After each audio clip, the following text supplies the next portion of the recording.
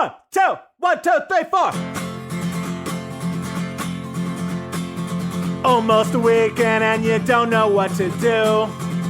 Or you just need something fun to listen to. Southside Pod! Yes, we're on the air. And the gang's all here, all things on the South Side. You're listening to the Southside Pod. Looking for the best Southside breweries. Or you might just need an awesome place to eat. Southside Pod! Mount Greenwood, Evergreen, Blue Island, Beverly, Payless, and Allsup too. You're tuned into the Southside Pod. Southside Pod! Oakland, Midlothian, Southside Pod! Oak Forest, Chicago Ridge, Flossmoor, and Bridgeview. You're listening to Southside Pod! Belly on up to the 9-foot homemade oak bar and pour yourself a cold one. My name is Chris, that's Bill, that's Mike, and you have a seat as well at 30 Minutes of Good in a World of Dumb known as Southside Pod. I am going to war. Well, not me. I'm going to observe a war between pizza places on the southwest side. And you can help me pick a winner. Details on a field trip for you and me happening next week. We have a full summer entertainment rundown from Ben Belton, our Hollywood expert. We have everything going on this weekend around the South Side, so you don't miss a thing. And Mike's got his guitar out as well, so we'll see what happens. It's all brought to you by Family Waterproofing Solutions. You heard the ad at the beginning of the show, named one of the Southland's best 2 years in a row, and now they have that express service. If you know what you want, you see the cost right on the website. Order and schedule it on the site immediately for quick service. Bowing walls, window wells, foundation crack repairs, sump pumps, anything to keep your foundation secure, dry, and intact. Keep your home safe. It's your biggest investment. Your basement's best defense is at FamilyDry.com. Our social media manager, Faith. Yes, you gotta have faith. Yeah. Faith has asked me if we would change the logo to the show. We gotta change the logo? We have a logo? She says after doing Your research. daughter created that logo. I know. And she says after doing research. Hold on. On the use of the two different logos. What are Faith's credentials? She's run a bunch of social media accounts, and she's doing very well for us. I'll be honest with you. She has quadrupled our reach. She's got we have 4 people following us. We got 1,000. We have 1,000 more people, or 1,500 more people on our mailing list. Where our numbers have tripled. I mean, she's given us a massive. What's wrong with our logo? She's saying that the white logo plays better on social media and when she presents it in graphics than the one that's black in the background. The white background plays better. So then I brought my daughter downstairs the other day and I was like, I just want to show you the white logo, which she didn't create. That was me playing off her logo. In black then? The lettering's in black. That's like what we put on the koozies and stuff. That's the logo we had to put on the koozies and we had to put on the banners at events because the other thing just didn't translate. It always pixelated too much. So there's your answer. Audrey, my daughter, first of all, is going to create a better white background logo. But in the meantime, we're going to swap it over. And the reason we're going to do it is, and my daughter even said it, she goes, Dad, most people, they use black screens in the background. Most people, your logo that you created for your koozies and stuff, based on what I made, I agree with the person that's telling you to go to the white logo. So but I wanted to break it to you here on the show because I know how sensitive you are. Your social media manager that you hired. Yeah. That told us that in order to be better, right, we need to be whiter. We need. And this affects Bill and I. The logo. That's okay. what you said. I don't think we can get whiter than we are. You have to start saying things like, geez Louise. We can let Mike talk more. I think it's about each other thumbs up and nodding. 30 minutes of rootin' tootin' good. Howdy, Southside.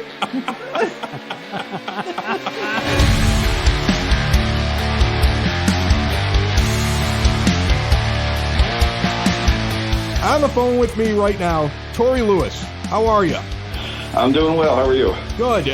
We just met over the internet, and we're talking right now for the first time on the phone, and you reached out and you asked me to be a judge in Pizza Wars. What is Pizza Wars? Pizza Wars is an idea we came up with last year. Just started to promote some of the pizza places around the southwest side, Garfield Ridge, Cleary, Archer Heights. And we did the event at the farmers market last year. The neighborhood loved it, and so we're bringing it back again this year. So what do I have to do? I just have to sit around and eat pizza? Basically, it's a pretty easy job. We've got six restaurants participating this year, so you're going to get to sample each one of them and just decide which one you like and which one you don't like so much. Do I get to find out in advance, like which pizza places are going to be part of this, or are you keeping that all secret from the judges? The judges are going to be blind tasting. I'm not blindfolded, though, am I? Unless they want to be. All right, kinky. So what's going to happen here is I'm going to have these 6 pizza places. I'm going to try their pizza. I'm going to pick a winner, and then the other 5 are going to be mad at me because people take their pizza way too seriously. That is a possibility, yes. We'll try to keep your identity secret until later. And you've done this before, and no judges have died? We did it last year with just a public vote. So this year we're doing a public vote and a judge's vote. What about the general public? Do they get to come and watch this? Is there going to be pizza for sale? Like how involved is this for those that are interested in Pizza Wars? To do the Pizza Wars, you have to buy a ticket ahead of time. We will have some for sale on site on that day. So anybody can come get a ticket and do the same thing the judges do: taste pizzas from all the 6 places, fill out their own ballots, and the winner of that becomes the winner of the public vote or the people's choice. And then we'll also have the judges pick. Is it a certain style of pizza? That's what I'm curious about here. You got this whole debate over like the deep dish and the tavern style, and some people like putting pineapple on their pizza, for crying out loud. What is the standard? Are they all making the same kind of pizza? We've standardized it a little this year. Last year we kind of left it up to the pizza places, and this year we are doing thin crust. You can choose either sausage or cheese. All right. Well, I'm going sausage. That's how you figure out whether or not it's good pizza. How they make their sausage. You ever get sausage in a place other than Chicago? It's like breakfast sausage. Yeah, I've had a weird experience with pizzas. Yeah, it's terrible. It's awful. So give me the date, the time, the location, and if there's a way for people to buy tickets online, shoot that out there. Sure. It is going to be June 21st from 4 to 7 at the Mayfield Banquet Hall parking lot. That's at 6072 South Archer. Tickets are available at midwaychamber.org. June 21st, 4 to 7. And I'll be out there eating pizza for 3 hours? Yes, the entire time. All right, Tori, I appreciate you jumping on Southside Pod, and I will see you on the 21st at Pizza Wars. Great, we're looking forward to it. Oh my God! Oh my God! It's the Southside Pod! It's the Southside Pod! Oh my God! Oh my God! It's the Southside Pod! It's the Southside Pod! OMG! OMG! It's the SSP! It's the SSP! Oh my God! Oh my God! It's the Southside Pod! It's the Southside Pod! I had to go downtown for a deposition. A deposition from your previous employment? Yeah, I did. What? Somebody was suing somebody else. Are you allowed to talk about this? Yeah, they never said I couldn't. That's what's funny about it. Like, they never said I couldn't talk about it. Okay. And, I'll be honest with you. I was called on as a witness for something that I'm not really a part of. That I said in advance. Called as a witness to something you didn't witness. No, what I said was I don't remember any of this stuff that they're asking me. Listen, Reagan, that only works so many times. But I really didn't remember it. I don't as far as I'm concerned, what they were asking didn't matter. I do not recall. Yeah, exactly. I use that a lot. But the thing is that I was called down to this thing, and it cost me $46 in parking in downtown Chicago. Well, they should pay for that. They should, and they won't. They're refusing to. The Cook County State's Attorney, or the Illinois State's Attorney is defending Cook County, and the lawyer who brought the suit and called me to come down there, who parked in the same parking garage I did. I bet his parking got right, exactly. His parking got validated. Yeah. Everybody got their stuff validated except for me. You want to know why? Because everybody hated me by the time I walked out the door. You got to validate right when you get there, Chris. Rookie mistake. Well, I walked in and asked about it, and they were like, we'll talk about it afterwards. And then I think everybody hated me. Because what happened was, I think Are you the surprised that they all hated They all hated me. They all hated me. That's how we are at the end of the night. We don't validate your parking We don't get any validation either. Or your feelings. Listen, they all hated me. Because here's what happens. I sit down, and what's going on is that the state's attorney is defending Tom Dart in Cook County, and the lawyer is going after him. So the state's attorney basically said, oh, we just want you to, if you have any questions or whatever, they're trying to be real nice to me. And I realized right away, nobody here is my friend. Nope. Nobody here is my friend. I don't have anybody here as a friend. Nope. So as the questioning begins, Essentially, the question was, do you think these people are capable of these things? Of course. Why do you think that? Anyone's capable of anything. Yeah, I'm like, why do you think that? Because they're kind of a-holes. Oh, okay. And then the other lawyer would be like, but do you think it's possible it didn't happen and this one's lying? And I was like, yo, totally. Yeah. Why? Because that person's an a-hole too. Right. I basically said everybody involved was an a-hole. Like, I was like, everybody in this entire case is a jag. Everybody. One of them would pull out a thing like, did you see this happen? And it looks like you wrote this memo and you signed it as like a boss when you were inside the 911 center. Did you see this? And I'm like, yeah. And what happened? Whatever it says in the memo, because it was like 5, 6, 7 years ago and I don't remember it. Okay, well, but this kind of points out that so-and-so's bad. And I'm like, yeah, it does. Well, then does that mean that the other people are right? No, they're bad too. Look at this memo over here. They're terrible as well. So by the time it was over, everybody in the room hated me. I had literally been the worst witness they could have called. They should have left me alone and kept me at home. And then what they basically did was like, well, then we're going to charge this guy $46 for parking. Like, nobody will validate parking. Absolutely. Because I angered everybody in the room. But you know what? The good news is nobody will ever freaking call me for that. You're not going to get position. Yeah. They're going to even stop your jury duty. No, they're going to give him extra jury duty now. There's a red flag next to me right now. Like, if At you least bring this that guy you in, get paid $17 for. you bring this guy in, he's going to blow up your case. That's what's going to happen. Right. This guy walks in, he's going to blow up your case. He's going to blow up the other guy's case. He's going to blow up everybody's case. He's going to blow up the case in the next courtroom through the wall somehow. Somehow he's going to get a mistrial call 3 courtrooms down. This guy's poisoned. Keep him out of there. Chris, mistrial annuity. You're a defense attorney. They start calling you Chris Trial. Best friend. Chris Trial. That's another Chris Trial.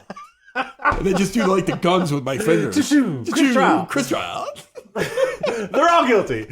Chris Trial. You just run it from courtroom to courtroom. You too. You're guilty. Chris Trial.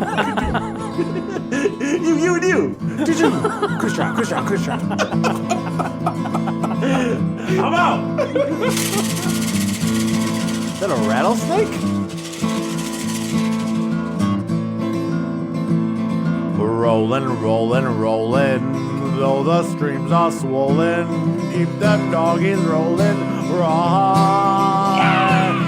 Rain and wind and weather, hell bent for leather, wishing my gal was by my side. All the things I'm missing, good victuals, love and kissing, are waiting at the end of my ride. Move on. Hit him up. Hit him up. Move him on. Move on. Hit him up. Rawhide. Cut him out. Ride him in. Ride him in. Cut him out. Cut him out. Ride him in rawhide. Yeah.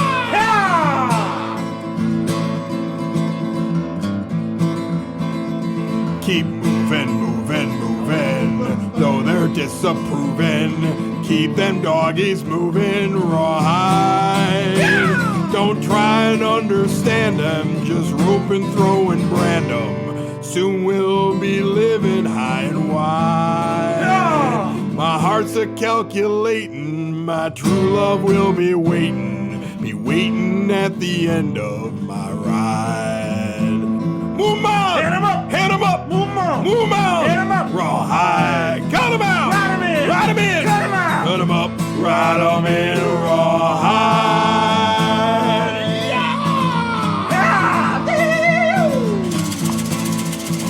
Ride 'em in rawhide! Rawhide! Theme from Rawhide. Thank you.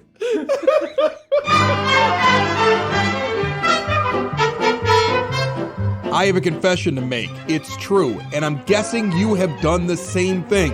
Put more time into thinking about what's for dinner than preparing for your retirement. But if you think your retirement needs deserve more attention, I agree with you, and I want to help you out. I've got a local, experienced, down-to-earth guy who's a friend of this show. He's got a get-to-know-you approach and do the right thing values, and he's been around for over 20 years right here on the South Side. His name is Tom Walsh. He's located on the corner of 111th and Kedzie, and he's waiting for your call. In times of financial uncertainty, how can you stay on track? Call someone who's invested in your success. Reach out to Tom now, 773-779-0023, or pop in at the office right on 111th and Kedzie Tell him we sent you. Edward Jones, Making Sense of Investing, member SIPC.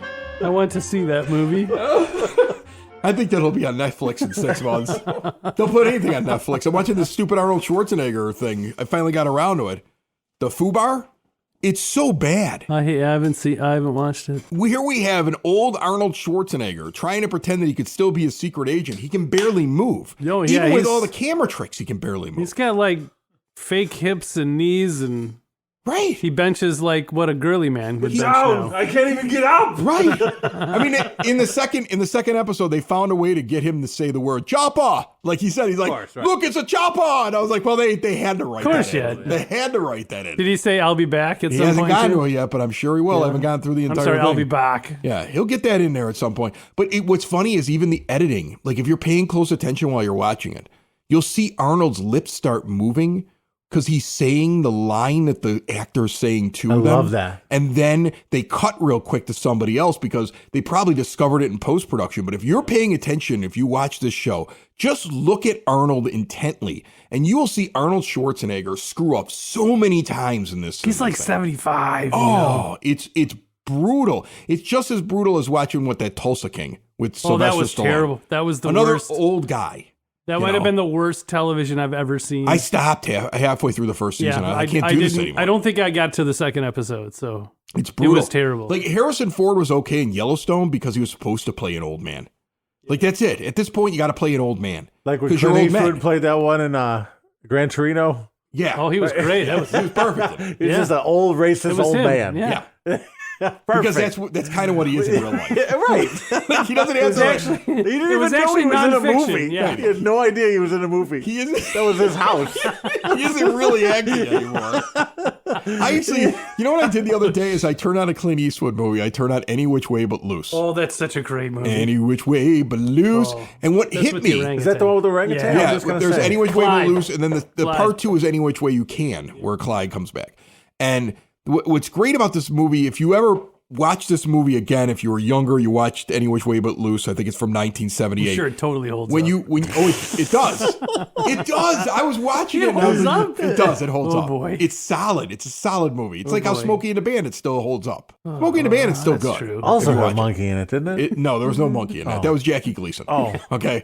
So yeah. I get mixed up. The comic relief was Makes Jackie so much Gleason. more sense right now. Well, here's Burt Reynolds' mustache was the monkey. here's what's funny. Wasn't there another movie with a monkey? It was like a chimp. Burt Reynolds There was movie, maybe? a lot of movies with monkeys They and used a chimps lot in of the late monkeys in the 70s and early 80s. early 80s. There were What was monkeys the everywhere. truck driving movie with a monkey? BJ and the Bear? Yeah. Actually, we have Ben Belton, our Hollywood guy, on the line with us. Haven't talked to him in a couple of months. Ben, are there any movies with monkeys or apes or chimpanzees or any kind of animal like that coming out this summer? You know, that's a good question, but I think I'm going to go with no on that. You're telling me that's not a formula that works for Hollywood anymore? Maybe if there's another Curious George film in the works or something like that. I'm not up to speed on it if there is. All right. Well, as you heard there, we're thinking more along the lines of Any Which Way But Loose. You know, a man and his orangutan riding around the country fighting guys on the back of motorcycles. Like I think Hollywood needs that again.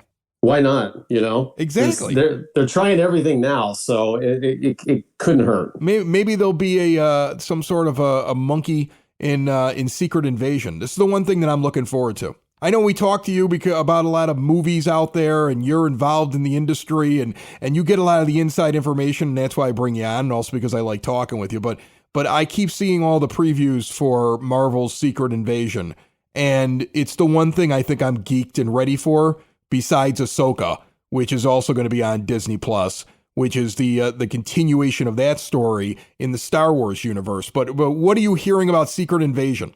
Well, there's a lot of stuff coming from Disney, but you got to remember also, they announced this week that a lot of things are getting pushed back with Disney. So one of the things I'm hearing about Secret Invasion is that, and is consistent with some of the strategy and the change, because as you know, Ant-Man didn't really perform as well as they would have liked. It wasn't as good. I mean, look, I'll be honest with you. You were setting up Kang.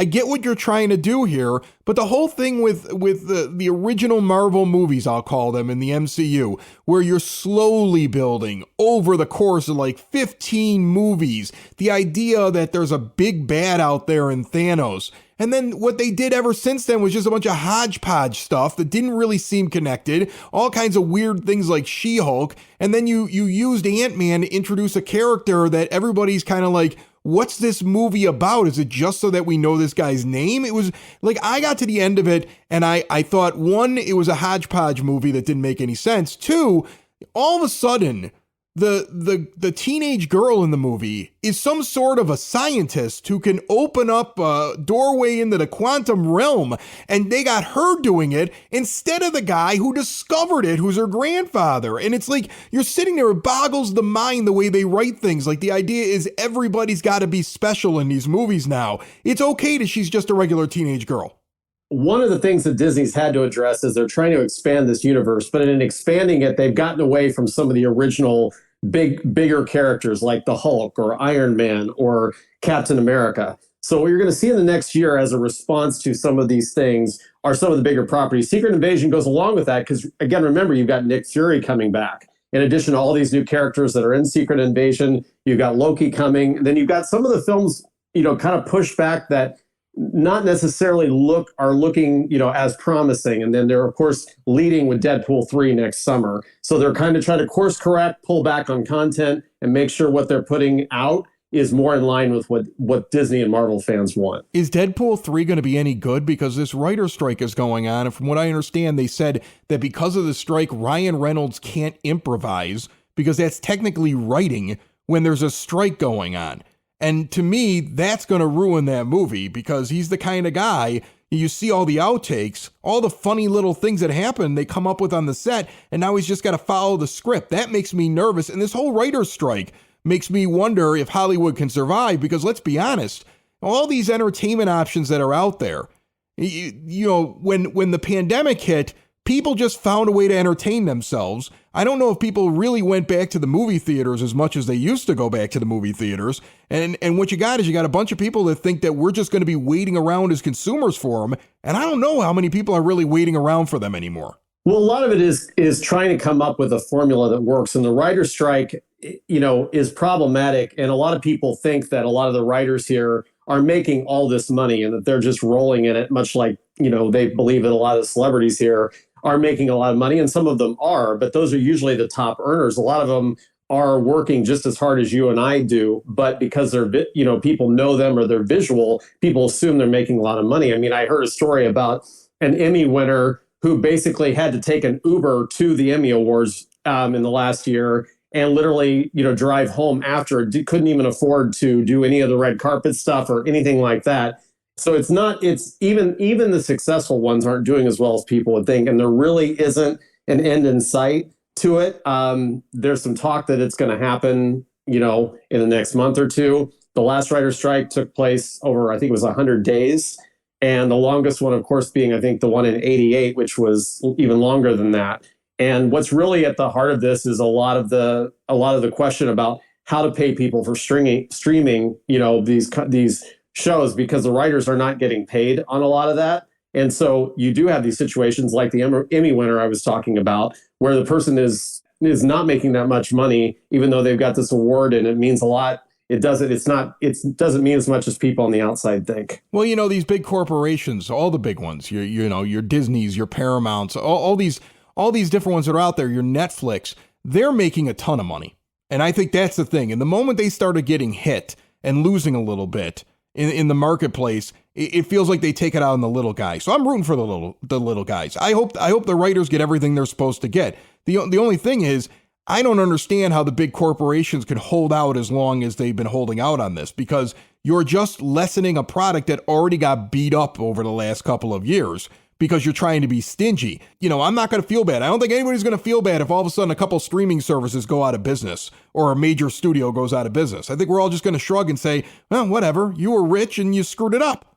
Yeah, and you've got also have the actor strike that's coming as well. There's a lot of problems on the way if they can't shore things up, and that's going to push back more products, or more shows. I mean, already you're seeing shows like Abbott Elementary, Andor, you got Saturday Night Live, even Stranger Things. People thrilled for the last season of Stranger Things. That has been put on hold. All of these things are put on hold. So it's a good negotiation point for not only the writers, but in some instances, the actors as well. But the question is how do you move that forward? How do you, if you're the studios, what do you concede and what what comes next? So what about the things that we are going to see this summer? What are the big movie properties or streaming things that people should have marked down that you're hearing are going to be big, can't miss things that you want to go see? Well, the interesting thing is I think you're seeing a trend with certain things. The biggest trend I think you're going to see this summer, and you've already seen it with Super Mario Brothers, which is now the second biggest animated film, I think, of all time, as far as the domestic box office. The idea that you have these properties that are based on toys or games. So you have Gran Turismo, which is coming out in August. You have another Teenage Mutant Ninja Turtles, which is an animated, is coming out. And then, of course, you have Barbie coming out, and people are excited about that, particularly women growing up that had it. And you've got Greta Gerwig behind it, who has obviously got a very award-decorated past, and it's getting a lot of buzz. And they're setting up that weekend, July 21st, to be kind of the big showdown, because you also have a movie that I'm excited about, which is Oppenheimer. And supposedly that's going to be Cillian Murphy's, Oscar. He's a good actor, and you got Christopher Nolan directing it. I mean, I got a 15-year-old son who saw the preview for that, and he's like, Christopher Nolan did that? And I'm like, yeah. And he goes, everything he does is good. I want to see that. Yep. I mean, I can't even believe that I have a teenager that wants to go see a movie about the atom bomb. Are people going back to the theater? I think people are proving that they will go back for the right movies. People went out and forced for the, Super Mario Brothers, we said earlier. I think you're going to see a lot of people coming out for Mission Impossible. I think that's going to be one of the surprise hits of the summer. Not that it's a huge surprise, because usually the Mission Impossible films do deliver. And I think you're going to see some smaller properties too come about. Like one of the ones that people are talking about is a film called Joyride, which is supposed to be it's kind of the Bridesmaids Part 2. But it's coming out the same weekend as the horror film Insidious, the next Insidious, and that's supposed to be hilarious. Insidious is going to be hilarious. Well, not Insidious, but this other film called Joyride. Yeah, I'm just messing with you. Yeah, while somebody's coming after you, they're going to make you laugh. Well, you mentioned the last time we talked that horror movies were going to become like the big thing, because you can make these stories, you can be as original as you want to be with them, you can kind of go off and do crazy things with them, and budget-wise, they're not these huge blockbusters, so you don't have to reach these massive amounts of money. So it seems to me every time I see these horror movies coming out, I'm like, Ben called it, because we were going to see more and more of these in the theaters. Yeah, and again, the animation goes with that too, because, again, you got Teenage Mutant Ninja Turtles coming out. That's a great investment, because the cost to make that's going to be less. So you're obviously, these studios are saying, okay, yeah, go ahead and do it. This is an established property. Enough people will go out to see it that we can more than cover the costs of the production and then some, and even market, and we'll be good to go. So I think that's what you're going to see. But and the cost for making horror films typically is a lot less. But those I think are going to be the big surprises you'll see. And then, later this summer too, you've got another Equalizer coming out with Denzel Washington, which I think is going to be great. A lot of people are talking about Indiana Jones. I think it'll do okay. I don't think it's going to be as big as people believe it will be, but it'll be interesting to see. And they're adjusting, to your point, they're adjusting their box office estimates based on the fact that you've got presumably less people coming to the theaters. So, with that, as they try to get people back into the theaters from being used to being on streaming for so long. Listen, you know what's going to pack the theater? Monkeys. Monkeys will pack the theater. Absolutely, why not? Okay. A man and his gorilla or his orangutan traversing the country with a gang of guys on motorcycles. I'm telling you, they got to bring it back. Philo Bello rides again. Chris, you write the script. We'll get it in front of the right people.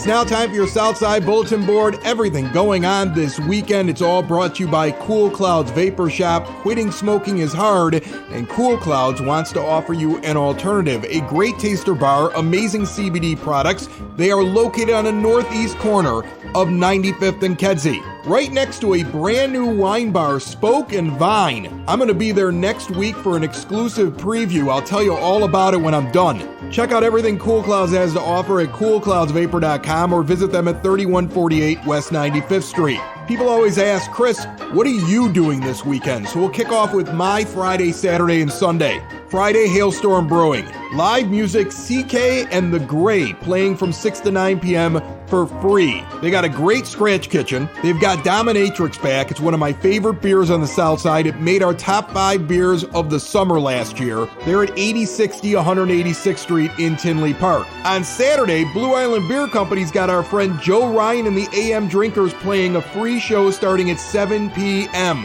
They play those shows in the tap room. It's such an intimate setting. Always a really good crowd comes in there. Should be a blast at Blue Island Beer Company, 13357 Old Western Avenue. And on Sunday, I am saying for Father's Day on the 18th, I want to go to Q-on Canal in Lamont.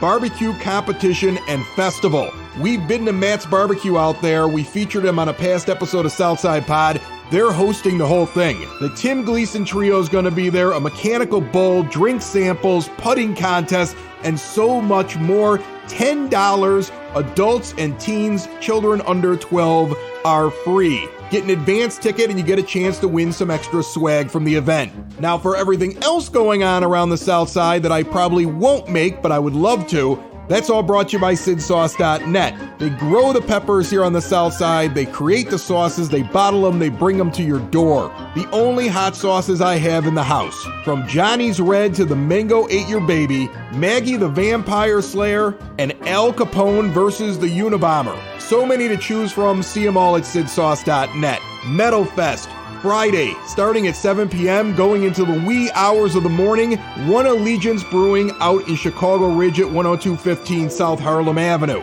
Also on Friday night the 16th, 7 to 10 p.m., 115 Bourbon Street, Howl to Go Dueling Pianos. Without even looking at the description, it's the Howl at the Moon thing, but it's somebody else doing the dueling pianos. I always like those kind of shows. On Saturday the 17th, a Beverly Chill Day, Nikki's of Beverly from 2 to 8 p.m. It's a patio parking lot jam at Nikki's. 4 different DJs, kid-friendly, no cover, again kicks off at 2 in the afternoon. And then also on Saturday night, the Ron Burgundies are playing at Holy Redeemer, 9525 South Lawndale Avenue. It's a fundraising event, so $30. You're in the parking lot under a tent watching 2 different sets by the Ron Burgundies. BYOB event. There is something for everyone this weekend on the South Side. There's also something for everyone on Southside Pod. If this is your first episode, make sure you subscribe. The podcast app you're listening to has a subscribe button. If you're on the website at southsidepod.com, you see all kinds of options there. It takes 2 seconds. You're never going to miss a thing here on the South Side. Each and every week and always on demand. Go back and binge listen. Anywhere podcasts can be found and always at southsidepod.com. It's the South Side!